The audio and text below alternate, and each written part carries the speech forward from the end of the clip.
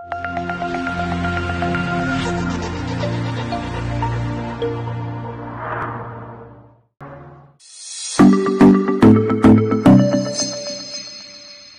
everyone and welcome to this new video.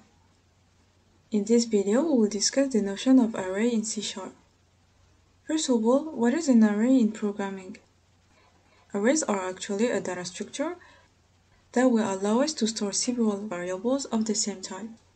For example, imagine that you want to work with 3 names. Now, if I ask you to do that, you will create 3 variables, whatever the name is, that are going to store 1, 2, and 3, right? And as developers, we have to optimize a program. So creating 3 variables won't optimize your program.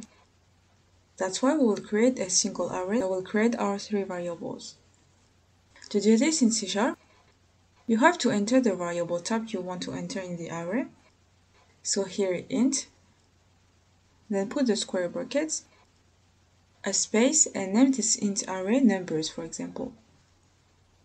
Finally, we will assign the 3 variables we want to create, so we will type new and enter the int type again, then put the number of variables we want in our array. So here 3 in square brackets. To sum up, I created an int type array named numbers.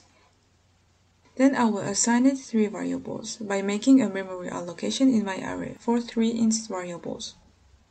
Here the array is not an object in quotation marks, because to create an object we have to use the new like in the previous video.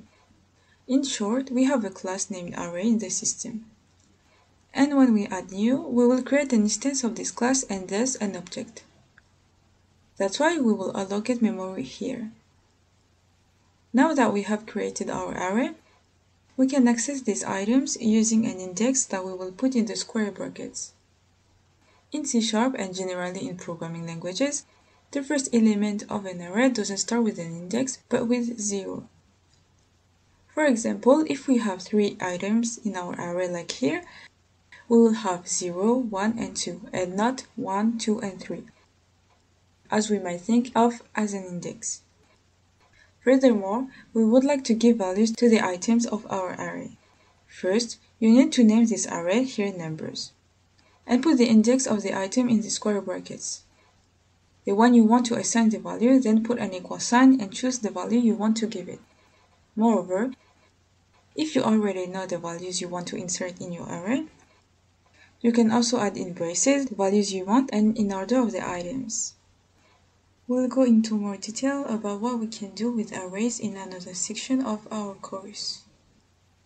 Now let's go to Visual Studio to put into practice what we have just seen together.